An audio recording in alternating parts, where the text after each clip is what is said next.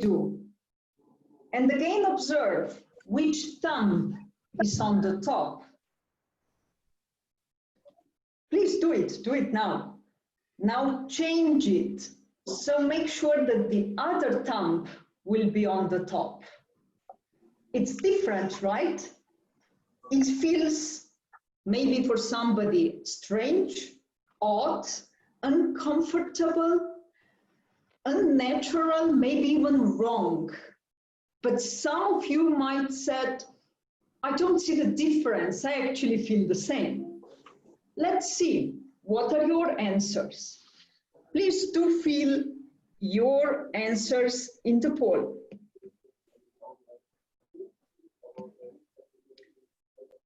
How it felt for you when you changed your folded arm or when you changed your clasped hand? Was it natural? Was it unnatural and wrong, odd, weird, or was maybe comfortable in all the positions?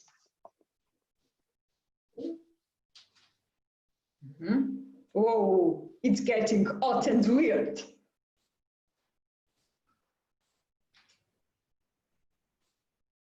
Some more votings.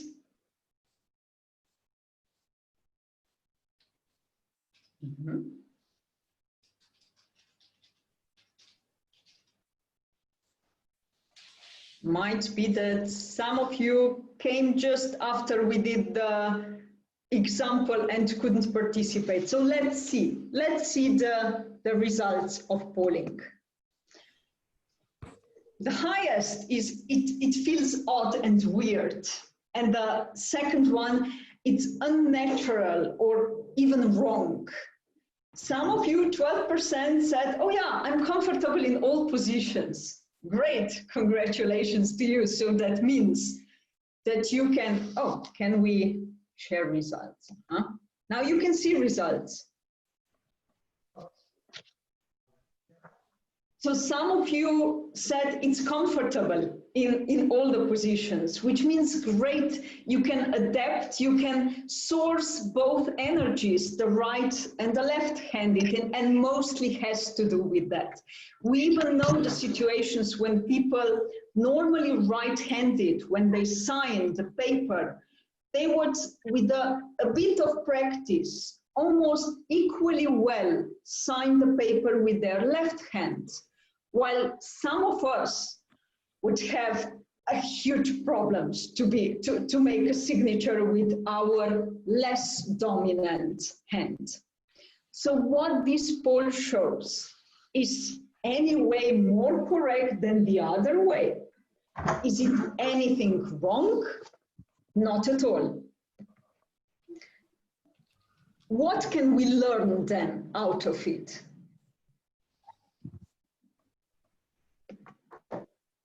Let's go back to our PowerPoint. So just please give me a sign that you can see.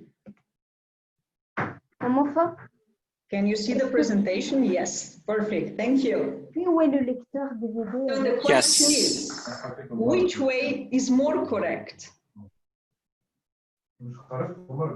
Everything is correct. But why it felt in the other way so strange? Because we are all different and we all have our own way to do something. And from our point of view, everything seems correct in the way how we can do it. But somebody else would think differently. Now, how can we put that into the business? Or it's even useful in everyday life. Just think about if we understand ourselves well, then we can, how to say, control ourselves better. And we can also control the parts where we know that are our weaknesses. But if we are not aware of our weaknesses, then it's going to be impossible to control that. Example could be if you are aware that it makes you angry when somebody interrupts you while you are speaking. Then, if the customer interrupts you, it may happen that you are going to control yourself and you are not going to overreact. So this is the way that what we are talking today about the personality analysis, and we are focusing on particular insights discovery, personal analysis, what we can learn from. We can understand ourselves better, why we act in the way that we act, why we make decisions in the way we are making decisions.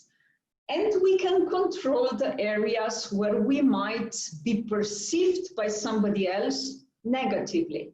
So as it said here, whatever I am aware of, I can control. Otherwise, I will be controlled by those behavior traits. But it's not enough to understand ourselves. What is the more important in daily life? How the others will react. Why sometimes they react differently, and why we don't like certain people and we tend to judge on them very often, if not all the time, because they don't react in the same way as we do. And for us, it's odd way, as we tried with the hands. Their way, it's odd. That's why we may judge them. And in the business, it can be quite few situations when we can achieve lower results or not achieve them at all because we cannot focus on the other side. So let's put this now into the business.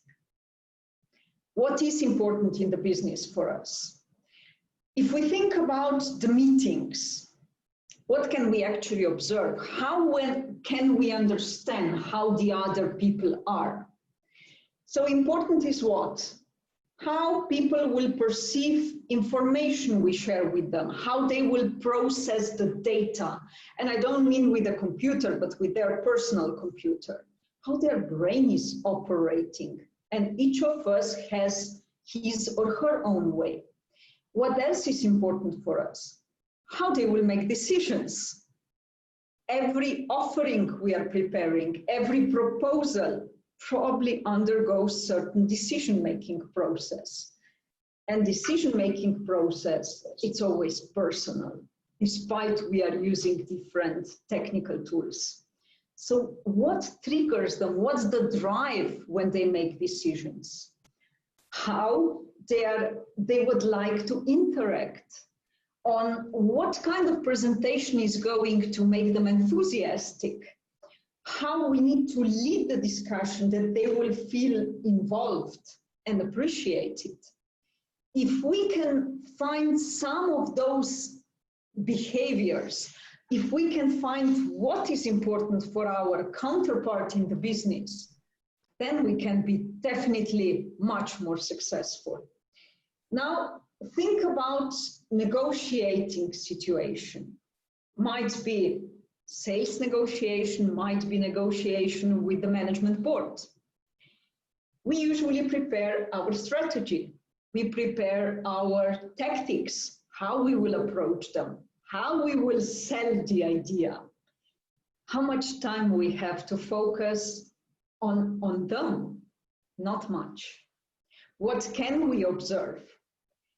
We can observe and perceive what we see. So what we see with the five senses, apart from the taste probably. So it's what we see will be the body language, will be the mimics, will be the gestures they're going to use. What we will feel, are they going to use the silence on us, which can be very powerful? Are they going to treat us like we are not in the equal situation? We will feel those things. What also, how will be the handshake? Will be firm handshake or will be shaky or very smooth and soft handshake? We will feel all those things. Also what we will perceive or hear. How will be the pace of discussion? How loud they're talking, or they're more smooth and silent. So all those things we can observe and perceive and conclude what is their natural way. Now we said We don't have much time, so that means the tool that we are going to use in order to recognize other personality ways needs to be simple in the first way, and it should be very easy to use or easy to understand those observations. Considering that today a lot of business interaction went online because of the current situation, is this making our situation easier? Unfortunately not. The opposite. It's much more difficult to observe people. Why? We see only certain part of the body. We don't see the whole body. We can, if there are more people present, like now in this webinar, we can only see some of them, but we cannot perceive the full person. So it's making our life even more difficult. What can help us? How can we be able to recognize other people, conclude how is their way, or let's say we can assume, not conclude, and then adapt ourselves. Do we need to adapt ourselves? And why would make sense to adapt ourselves? Why we meet in the business meetings? Usually we want to either achieve something together, we want to persuade them, we want to sell something, certain idea, or we need to induce them to certain actions. When we are going to be more successful, if we take our way, or if we adapt ourselves to their way, probably the second one. Is this new science in psychology and behavioral science? It's not new, it's pretty old. And it has the conclusions or the starts much before the BC. So who was the father of, let's say, the first typology? What kind of personality types we have? Hippocrates, the father of the contemporary medicine. How he came to those conclusions? He was a doctor, and he was concluding from what kind of diseases people had, what kind of behavior they had, what was the cause often for the disease. And we probably are all aware about melancholic types, choleric types, sanguine types, and phlegmatic types. We cannot help ourselves much with those types anymore because this is really the ancient science. But that was, let's say, the first start. Later on, the science in typology evolved, developed, and probably most known researcher is Carl Gustav Jung.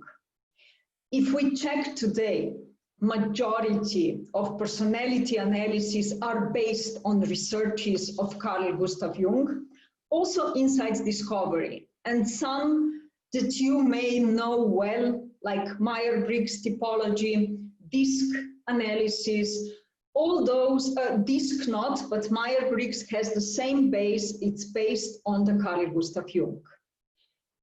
So why is this one of the smart analysis to be used in business? Why exactly insights discovery? It's based on three main pillars, which relate very much with the business environment. One of the pillars is how we express the energy, meaning what? How we like to be interacted, what helps us to gain energy. Do we need people, or it's fine if we are alone?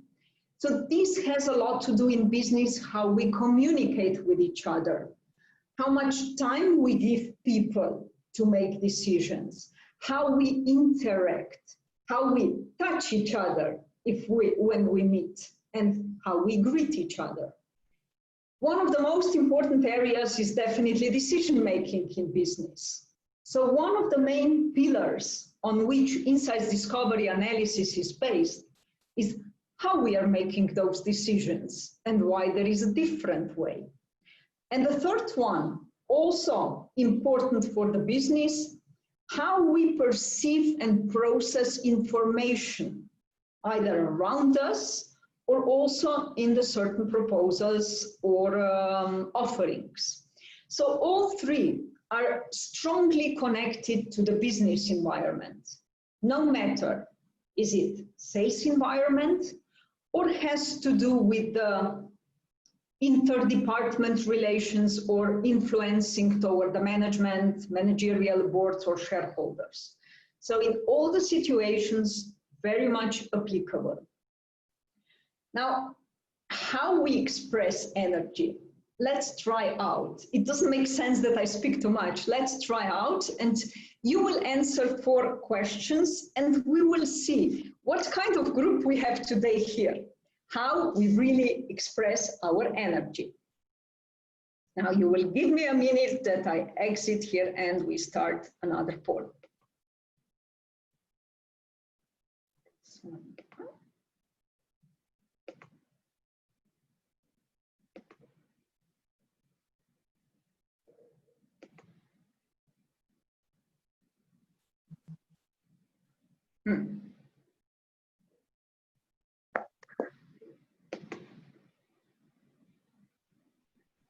So it looks, we have here the second polling, lounge polling. Now you will see 4 questions and it's yes, no answer. Are you the type of person, can you already see the questions? Are you the type of person who gets energy from interacting with people and with activity? Yes or no?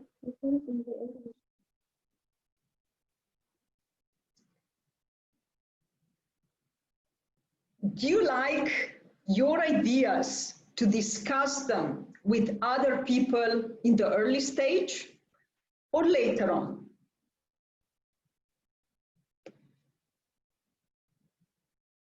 May I already move? Oh, I think I can make it bigger so that we can see all of them.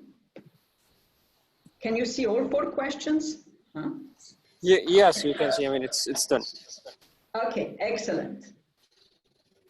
Do you prefer time to reflect and think situation through before making a commitment?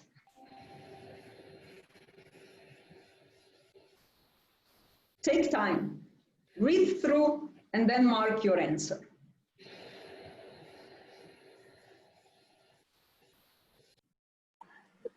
The point, Barbara, is it's not always a yes/no question. Like for the first question, for example, sometimes it's yes, sometimes it's no. It depends. I mean, it's not pure 100% thing.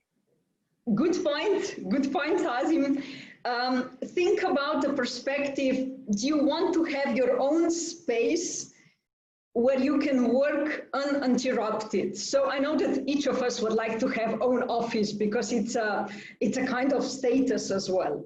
It's not meant from that point of view, but you would need to have, or you would like to have your own space where you have your peace to work on a certain task.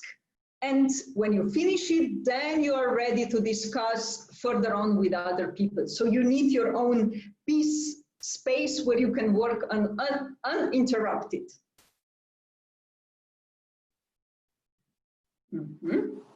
Yeah, I mean, I understand, but I mean, even for like the first question, getting energy from interacting with others, sometimes it's yes, sometimes it's no. I mean, sometimes you feel like you want to be with people, you want to interact, you want to go out, hang out, and sometimes no, I just need to be staying by my own, staying by myself. I don't want to speak on it. I just need to be like sitting alone. That's why I'm saying it's not always a yes, no question at all. Maybe there is a tendency for one or the other, but not purely 100% this or that. That's so well said, really well said. What you mentioned, there is a tendency. That's the key word. It's not black and white because we are human beings. Very, very true what you mentioned. So think about what's your tendency. Mark your tendency. That's important. Thanks a lot, Azim. Good point. Very good point. Thank you, Barbara. Thank you. Almost there, a few more to vote.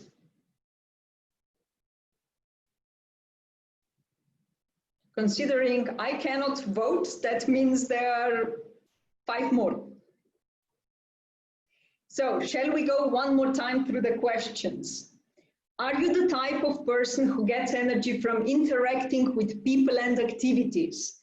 As was said, as Azim said a bit before, what's your tendency? What you prefer to do? Mark, yes or no? Do you like to talk your ideas through with other people in the early stage of the project or task? So that means first you talk and then you start working on it. What's your tendency?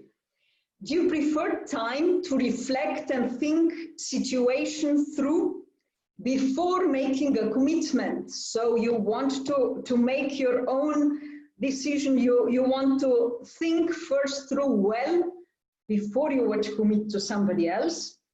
And do you prefer, as it was said, your own office, let's say your own space where you can work uninterrupted first, and then you would share your conclusions with others?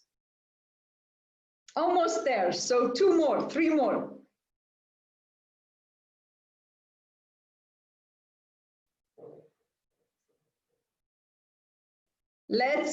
We'll give you 10 more seconds and then we are closing the polls. Hi, I have one question. Yes, please. Actually, for me, for the second question about sharing my idea about the project in the early stages, for me the issue is not about sharing it or no, it's with whom. So I can share it, but not with anybody. So I answered yes, because I can share it, but it depends. So that is my just one. Thank you. Thank you. Good point. So you said I can share. No, not you want to share, so you can share, but you would choose the person with whom you would like to share. Exactly. Very important point. Well said, because this is the distinguishing point. And if you allow me, we'll come to that part just in a minute when we finish, because it's important how we think. Good point, thank you. Exactly, okay, thank you. Now let's end polling, let's see where we stand. Let's share results. Can everyone see results? So we have, my God, we have a huge yes on the first question, which means it looks like there are a lot of people who get a lot of energy from interacting with others. So it's like 86%, meaning what? That means that we get energy from the other people as well, not only from ourselves. Do you like to talk your ideas through with other people? Thank you, because you just mentioned that. They are a type of people who would speak about anything, hopefully not confidential stuff as well, with total strangers. You can even meet people who would discuss personal issues with total strangers, while the other part of people would think thoroughly, with whom do I want to share information? Now, where is the difference? According to how we express our energy or how we energize ourselves, we have so-called extrovert and introvert people. And you may say, is it not extrovert means that people talk a lot? It may, but that's not the only criteria. So the first question, those of you who answered yes, this is a behavioral threat, if you ask yes, toward extrovertive behavior. The question 2 is pretty much balanced. So we have 55 yes, 45 no. Yes means more extrovert threat, no means more introvert behavior. Now you will say, but how this works? It's not black and white. Analysis shows that we are moving on a kind of a line. So you can be extremely introvert, you can be extremely extrovert, or you are somewhere in between, which means in certain situations we react like extrovert, in certain like introvert people. The third question, do you prefer time to reflect and think situations through?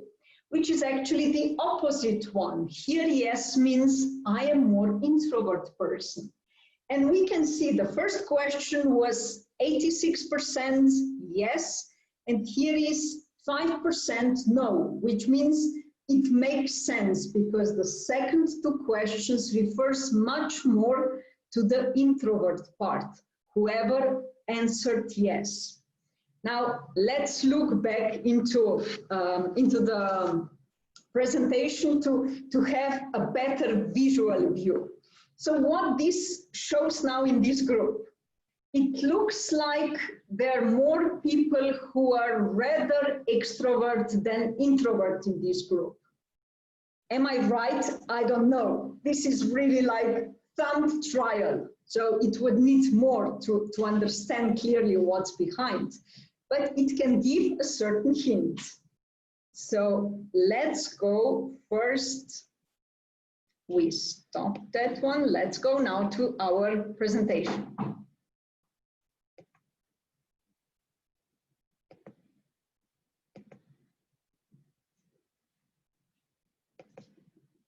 Just give me thumb up when you see the presentation. Or click yes, that's also a good sign.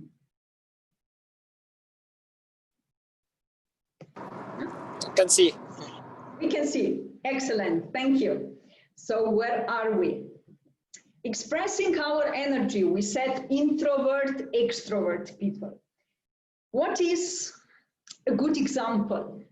Imagine something happened, something that disappointed you. You lost a deal, you lost important client, or something negative happened.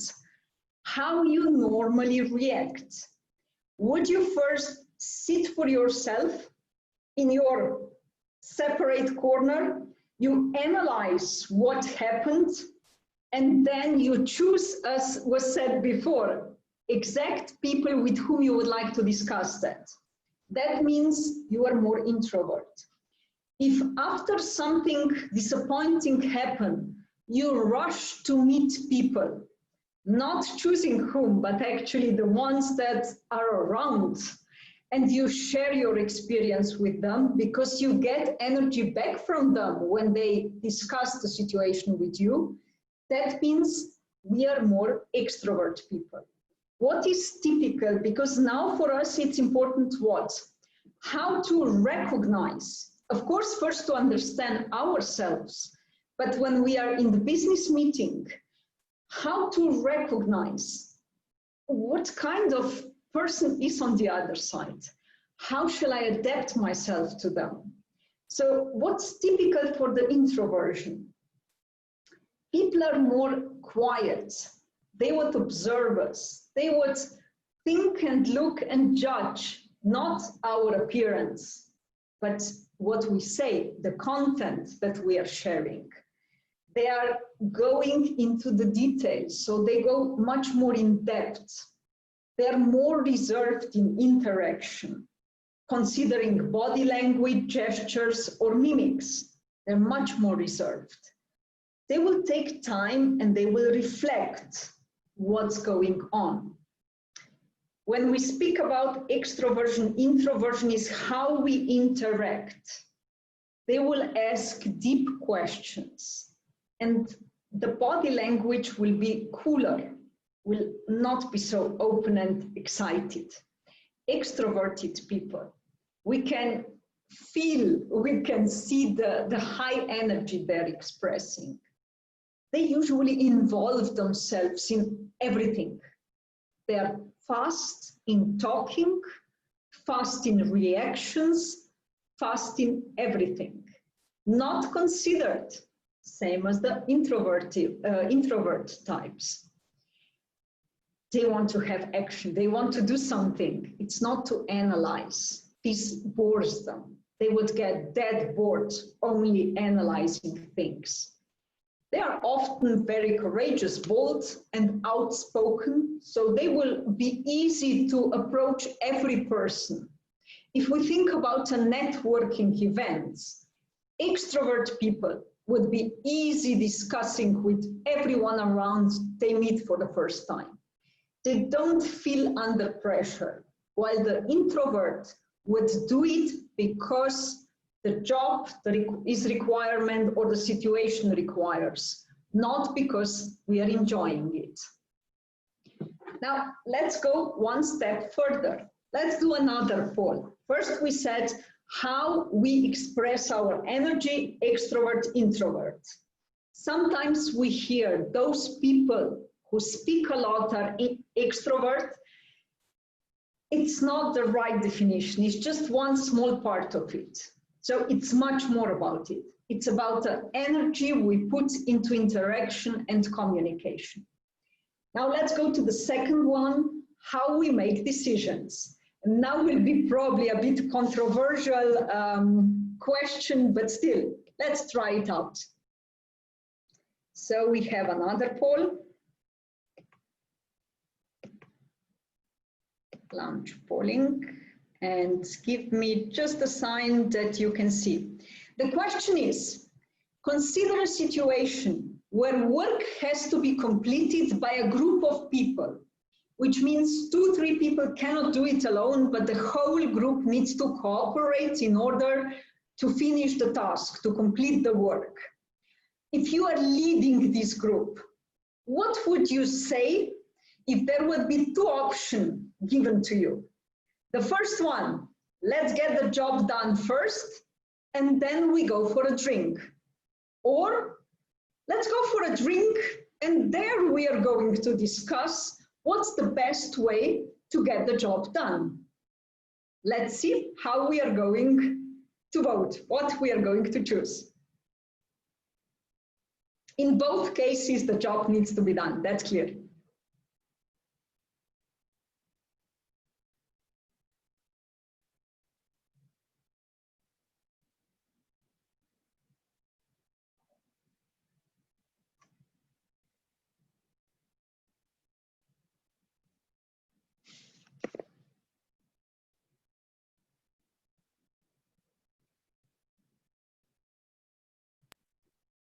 I have another question. Please say it. I feel it like it depends on the kind of work, actually. Maybe for some work, it will be the first option, and from other kind of work, it will be the second. Depends. I feel it's like it depends on the how the task and the project or the work itself. Mm-hmm. Very, very good observation.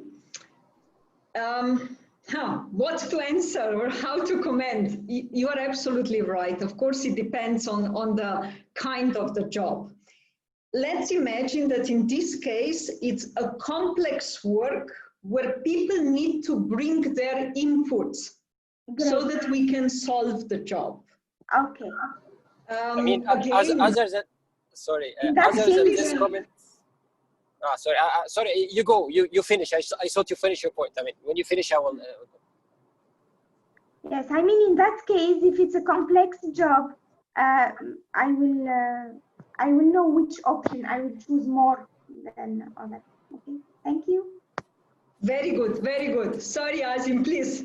No, sorry. I mean, in addition to this point you mentioned, it also depends on the people, the team that was selected. I mean, is there already a relationship with them? Was there an early interaction or the first time you are meeting together? Most of them, you know, I mean, these all factors depend on your call. Very well said. And just before we finish the polling, because I see that there are still few people who can vote, what you just mentioned now, because we know the current situation that a lot of interaction moved online. And what is decisive, if this communication and interaction is going to be successful is exactly as in what you mentioned. The key decisive factor is today, is there established relationship among people in the team who needs to correspond online mostly, remotely, or not? Because now when we are now running a global survey with people, how on one side, how it went during this lockdown or corona situation and what they plan in the future. And it's interesting that we got a lot of rather negative answers regarding remote or online interaction. In terms, if the teams are well established, there is a good rapport, interaction among them, it works. They may even enjoy that work. But if we had a few newcomers recently, or this rapport is not established, then we are facing quite few communicational issue, misunderstandings, and pretty low cooperation level as well. So it's very good point, Azim, what you said. It can be crucial in how we interact. So in this case, we'll say, you have chosen the team. You know what kind of team you have. It's a complex job, and everyone needs to bring his or her input, otherwise we cannot conclude the work. And we have almost everyone voted, so let's end polling and see what's the result. It looks like we have quite a lot of thinking decision makers. So first we need to do the job, and the drink will need to wait. Some of us, so it's almost 30% what said, no, let's build the relationship first and decide how we will do the work. So what is the difference? When we think about decision making, we are thinking about...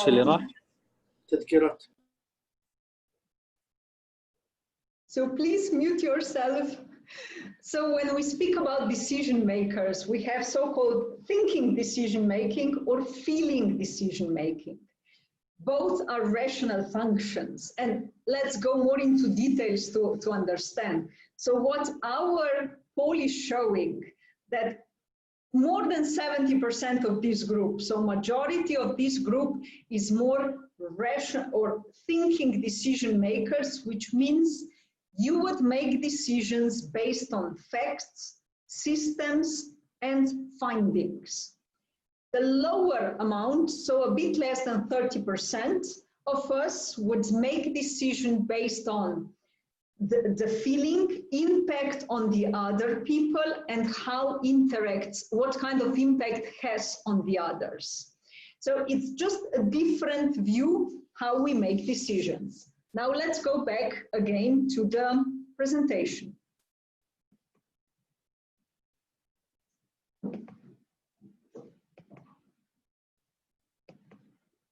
And please again, thumb up when you're going to see it.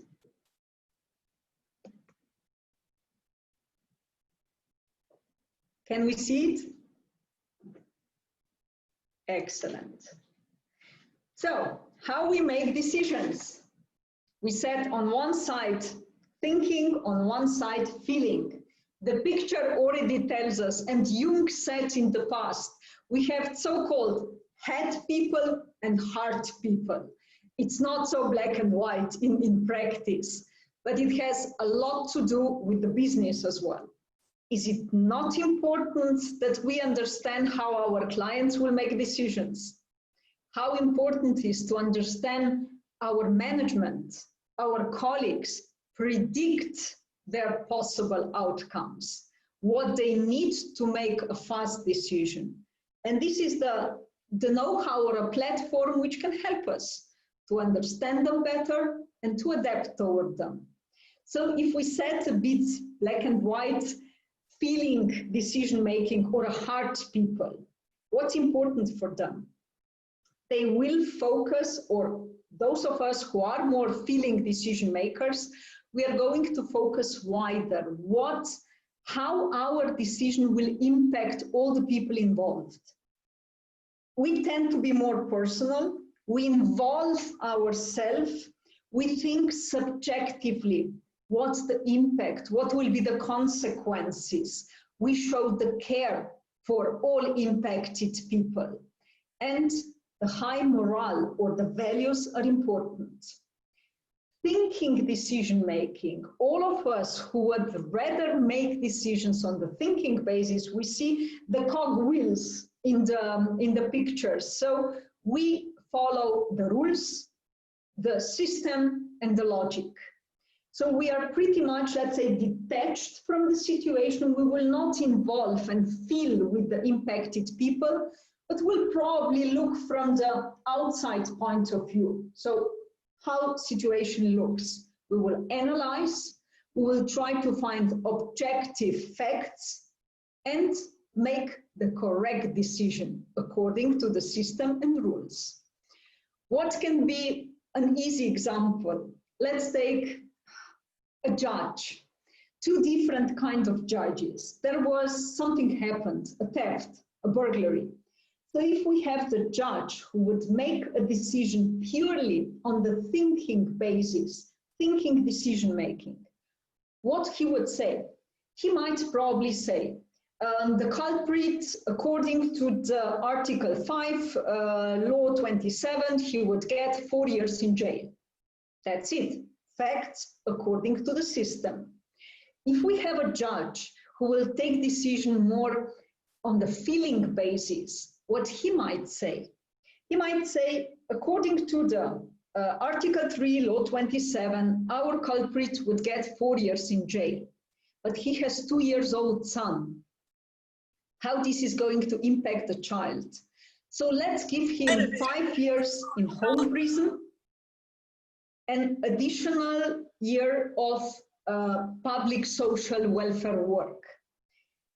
Is one stricter and another one smoother or more comforting? Not necessary. Both can be very harsh. Sometimes feeling decision-making can be even harsher. It's just the way how the decisions are done, it's different. Coming back to our business situations, why is that important for us? If we are in the discussions with our management, what's going to happen after the COVID situation? If we know that our manager makes decision according to the logic, rules, and system, then we will prepare facts. We will support facts with a good argumentation and cases. Don't speak about emotions too much because they will not be interesting. But if our management makes decisions rather on the feeling basis, then it's extremely important to involve how this decision is going to impact other departments, other people, the whole company, or even clients or suppliers. So for us, it's important what kind of data we will put together in order to adapt to different decision-making style. But that's only one area of this analysis. Let's go further on. We said 3 main pillars. So one is how we express energy. Second one, how we make decisions. And the third one, how we perceive information and data and the environment that you share with us. According to that, we have so-called intuitive people and sensing people. Sensation, intuition. Where's the difference?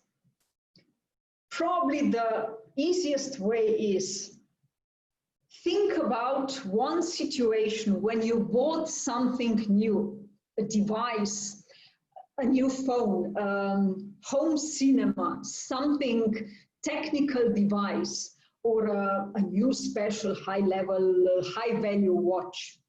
What have you done? Have you first read the manuals, check what needs to be done, how to even start this device?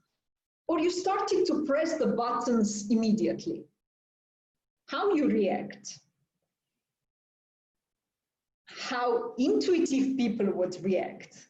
If you are the one who first start pressing buttons And sometimes we may cause some damage as well because we haven't read the manual before. Then we tend to be more intuitive. Because as we said before, we are moving on the line between intuition and sensation. It's hardly that somebody would be only intuitive. And if we normally open the manual, we read the manual first, and then start operating the device, that means we tend to react more in sensational ways. So we are more sensitive people. How this impact, what kind of impact has this in the business, or how this impact the business process? How your management, or how our management, how our customers are going to look into the offerings we prepare. Do they focus on the future vision? What can we achieve? Or they are rather here and now, analyzing. Do they want to see this inspirational part, where the company will come, or they want the facts where we are today? And a very nice example is from the past, IT business, Bill Gates and Michael Dell. Bill Gates said in the 1982, if I'm not wrong, PC on every desk in every moment. And Michael Dell, similar age, almost same education, same industry they were working in. And he said, but we don't have such a big tables that we could be able to put computer on. Because at that time, computers were like the room, not able to be put on the table. And today, 40 years later, where we are. Not only that we have PC on every desk, we have it in our watch, we have it everywhere. Which means what? Bill Gates had this intuitive view, this visionary view, inspirational, something that he sensed. But without the people like Michael Dell, he would never be able to fulfill, to implement his vision. Because we need to have people who are here and now. And we come again to the question, what's better? Nothing is better. Both are great, both sides, and we need all. We need intuitive and sensing people in order to achieve results. Now, what can those three dimensions give us in order to have a better view on the personality types? So we said insights, discovery, analysis. How analysis is built up. So analysis will give us the view how we are. If we complete analysis, we will be able to understand ourselves better. And we will be able to position ourselves on a so-called insights discovery wheel. Meaning, what are those colors now? Why we have men with different colors? Color is only simplification of the specific behaviors that we show. So we see, let's start with the blue. If we look at the blue part, the blue behavior means it's a rational thinking decision maker and it's introvert person. What are the typical behaviors that we can see, we can observe in the daily business with people who have tendency or a higher dominant preference for the blue? They are structured, they are well organized, usually they're pretty much business-like. Organized, high level of perfectionism, it's important for them, quality rather than quantity. And they're very good in keeping the focus, strong in that. If we move toward red, observe also the body language of the people, because it can tell a lot. If we move toward the red part, we are still in thinking decision making. So the upper part, blue and red, is thinking decision making. The lower part, green and yellow, it's feeling decision making. You still remember the two judges. So what's typical for the red preference? They are goal-oriented. They act, or they are pretty busy normally. Efficient and still structured. They like to start new actions and bring results. Results, goal orientation, it's probably key for them. Now let's move lower. Let's go south in this wheel. Let's go toward thinking decision making. The yellow, sunshine yellow, already tells something. Meaning what? Observe the body language. They can inspire people. They can stimulate people. They're very personal with each other, friendly, open. They can design, or they can develop a lot. They can be interesting in everything. They can provide a lot of different ideas. And if we stay here, but we move toward introvert personality, then we have the earth green. The earth green already tells something. What? It's balanced. It's like earth itself. They, when we observe them, they seem to be relaxed. They're friendly, pretty much informal, and they like to come together. Just they would probably not touch each other as much as the yellow one. They want, for them, harmony, it's important. They care about the people. So when they are stronger in, they can focus on specific points for a long, long time. Now, thinking about these 4 color preferences, again, today we said the tool needs to be simple if we can use it in the business. It shouldn't be too complicated. So why these 4 color preferences? To simplify, to make it simple to understand or to remember it easier. We are not only one preference. We have all the preferences, all. Just some of them, as Azim you mentioned before, can be more expressed. We show higher tendency in specific color preference. And this is what we can observe in the business. And that's going to be now our focus. Reading other people's preference. It's not enough to understand ourselves. We should be able to read the others, how they are, how they react, how they interact, how they will make decisions. And here we have one situation.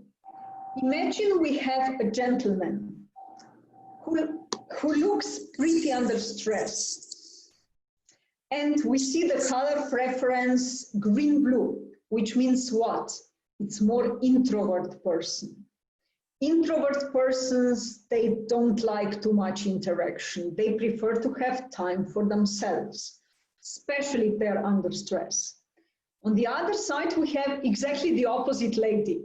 So she's red, yellow, yellow, red, which means extrovert personality. They love to hug. So what's her opinion? He looks under the stress and lonely, so probably I should hug him.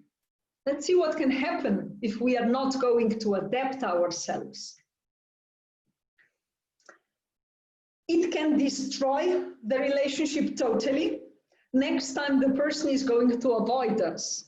Or if we are considered, if we are aware of ourselves, but we adapt our behavior, this can even bring us forward with the person. So that was a bit like a funny situation, but in the business can be pretty similar. Now, let's go back to the body language. Today, we don't have time to go into all the possible observations. We will focus on the body language and just one part from the interaction.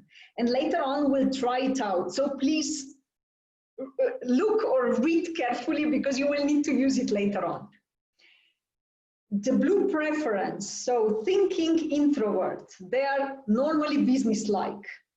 They don't like physical contact. So when we be careful in your, be aware, be attentive in your next business meetings. When you shake hands And if you feel that there is a distance, you cannot come closer, this can show something that the person needs a space. That's typical for the blue preference. Very little facial expression, will be almost like a poker face sometimes. Slower pace in speaking and systematic speech. And usually a lot of questioning, in-depth questioning, if we think about interaction. Moving forward, further on toward the red, what's typical for them?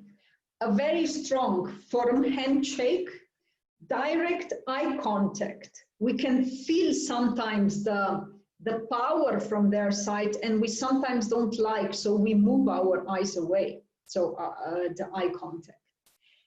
They like to talk rather than listen, and usually they have very upright posture, the body posture.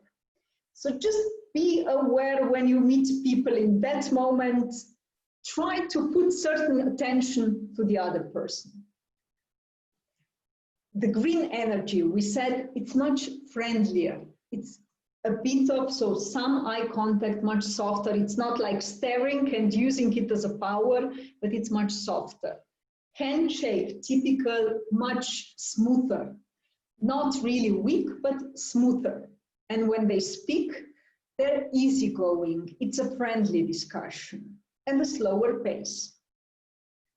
And if we go toward the sunshine yellow, they're very open, responsive. There is a lot of facial expression and a lot of gestures. So they like to use their hands to emphasize what they say.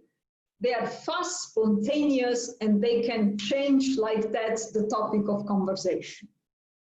Now, focusing only on the body language. The yellow, what we just spoke now about, yellow preference. They like to touch each other. So you would normally experience tapping on the shoulder or at the back or even hugging, despite I know that this environment is more prone to hug, but still with yellow preference people, we would experience it more often. Shall we try out what we remembered? Let's observe few situations. We have here the first four different postures. So we have a couple where we see that they touch each other. So there is a physical contact. A lady showing that she's really happy about something. Thumb up, so very expressive, the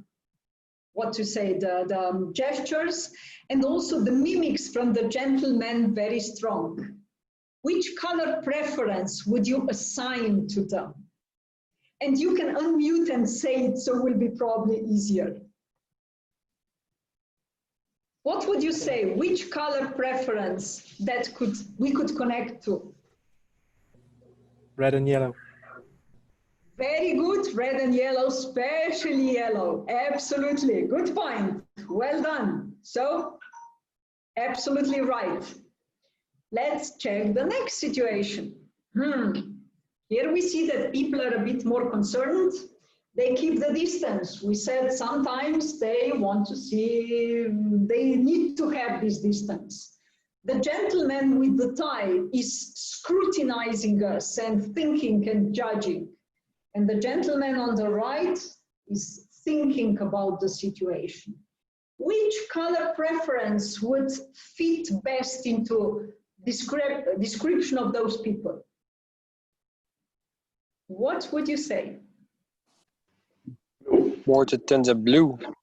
Absolutely true. Very good guess. Very good guess. So we are at the blue. Let's go further on. Now we see a lady and a gentleman shaking hands, and lady has the hands on the hips, and also another lady with one hand on the hip. This can be sometimes dominant, but also almost arrogant body posture. Also the gentleman on the right, closed folded his hands and is looking up down toward us. So it's a kind of upright posture with a hint of dominance, and the gentleman below, it's like very expressive on something he doesn't like. So which color preference would you connect to? Red. Bravo! So you know everything. And we have the last one, where we see a cozy environment, a gentleman and a lady are discussing, and we see it's still a business meeting. And a friendly, despite the gentleman has the hands in the pockets, which we normally say it's not really business-like, but the expression on the face, it's smiley. So it's like very friendly, positive. What would you say here? Friendly, open. We only have one color preference left, right? Green. It's a green, yeah. Exactly. So it's more green body language preference. Now that was just one small hint. What to be able to observe. But the next question is how to adapt. That's the most important. Adapting to others, and we'll take 1-2 minutes to focus on that part. If we have 4 different color preference, and we said again, we have everything, all 4, each of us has all 4 preferences, but 1, 2, or maybe 3 will be more expressed. When we meet in business, we cannot guess everything, but we can assume the most dominant preference. Normally in practice, only 1, maybe the second one, but sometimes can be already difficult. So when we guess with observation this first preference, how can we adapt to them? What can we do? How can we act either in the customer provider situation or in company, interdepartment, managerial discussions? If we know that ahead of us is somebody with the strong blue preference, what to do? Provide precise information. It's extremely important because they will dig down. Be ready to clarify those in-depth questions. Listen carefully to them. They may make small comments, but they can be very useful. Stick to the business, not necessarily too much personal discussions. Be ready to support your offering with analysis, with surveys, with hardcore facts. If we assume that the person in front of us, counterpart, is probably with dominant red preference, what to do here? Be short, be brief, be direct, be gone. That's probably the first rule. Focus on the results, what they can achieve. ROI, it's probably the magic word for them. Make this, how we say, executive summary, high-level overview. Don't go into details. They are not interesting here. They may get bored and we may lose the meeting or the next meeting because of that. If we assume yellow preference person in front of us, show enthusiasm. They want to be inspired. They will rather feel you than think about your offering.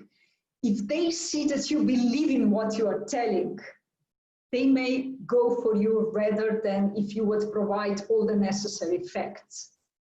Be flexible during discussion. They may change the subject of discussion fast. So show flexibility. Show some visualizations, the videos. They like that. And if our person is rather green preference, what shall we do in that case? How shall our offering or discussion should look like? Take slower pace. Take time. Don't push them to make decisions on the spot. They will not. But we can actually lose the relationship with them. Ask questions. Let them ask questions as well. Make it a relaxed environment. We should never expect conclusion in the first meeting. Give them time. They will probably involve other people because they care about the impact on the others. very shortly how to adapt to them. Now, whenever we finish analysis, analysis helps us to understand ourselves. How analysis looks like.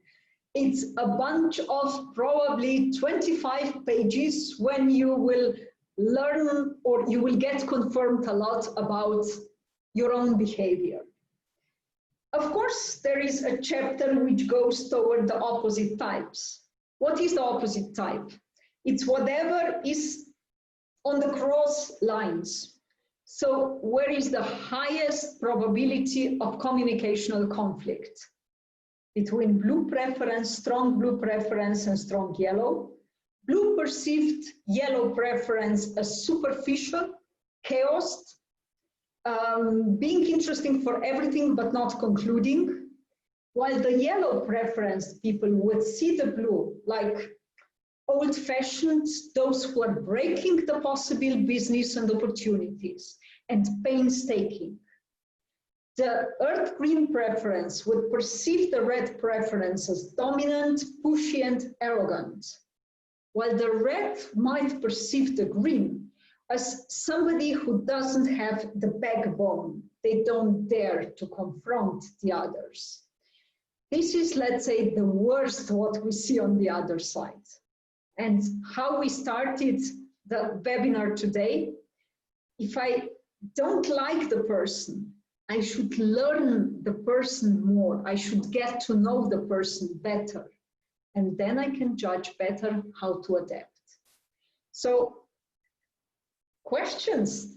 Any questions based on this short part, what we could went through in this good 1 hour time?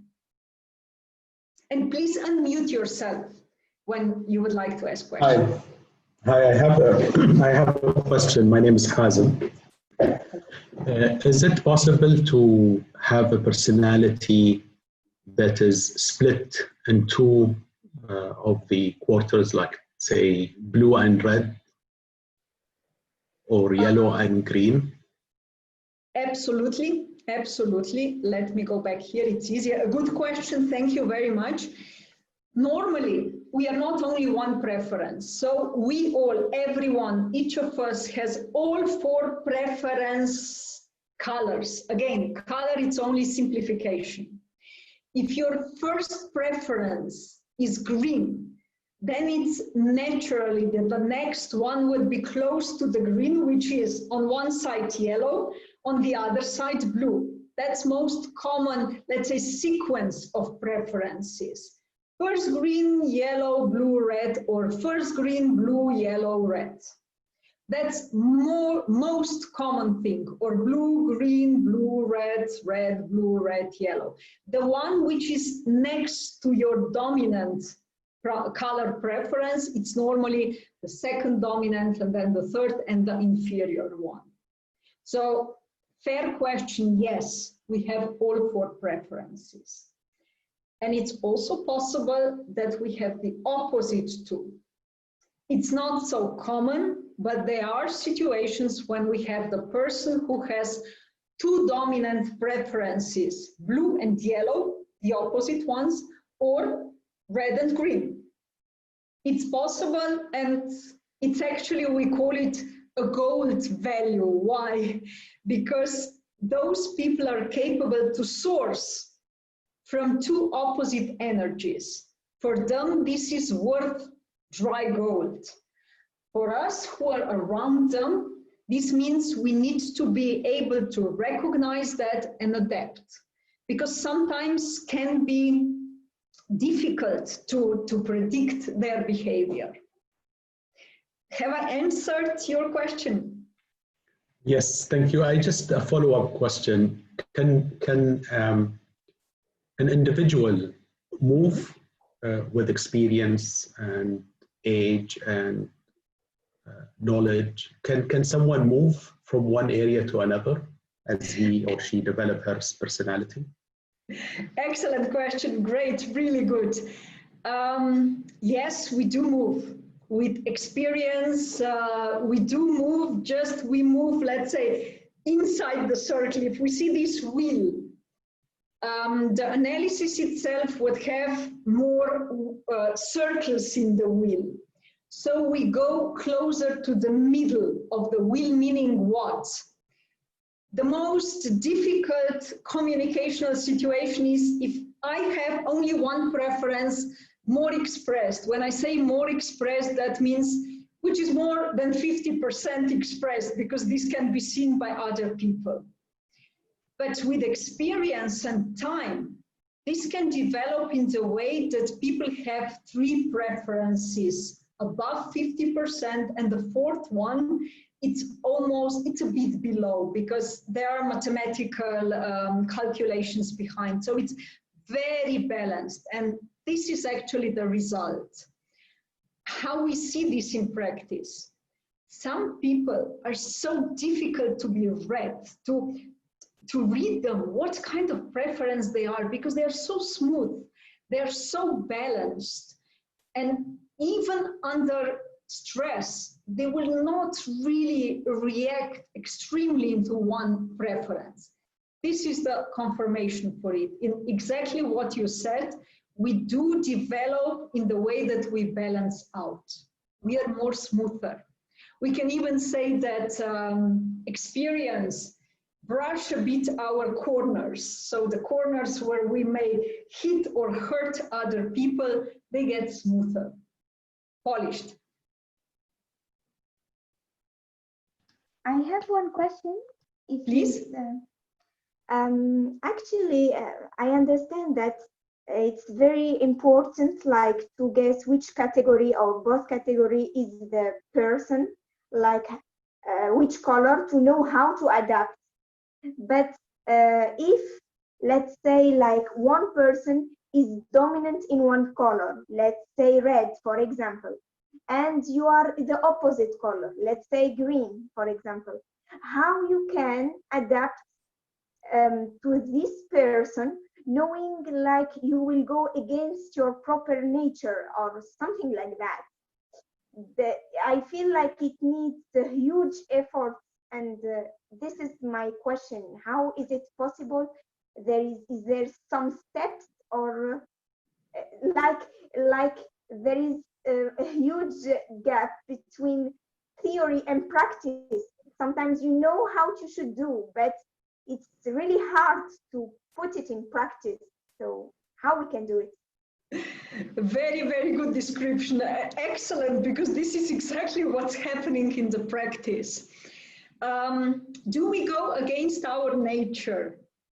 Yes and no, meaning we will never change. We are who we are.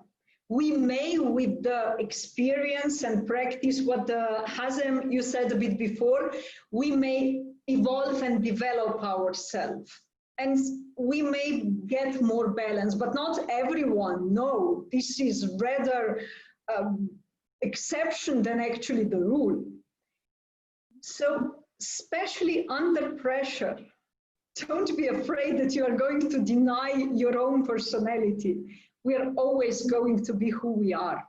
Under stress, we don't have energy, neither time, neither willingness to adapt. Then we are who we are. And then we see in the practice that sometimes it clashes. If we want to achieve faster results and easier results, then we are going to adapt. And nobody's going to adapt without trying out. So you observe, you try the different way, and if we see that it works, why not to use it? It makes sense, right?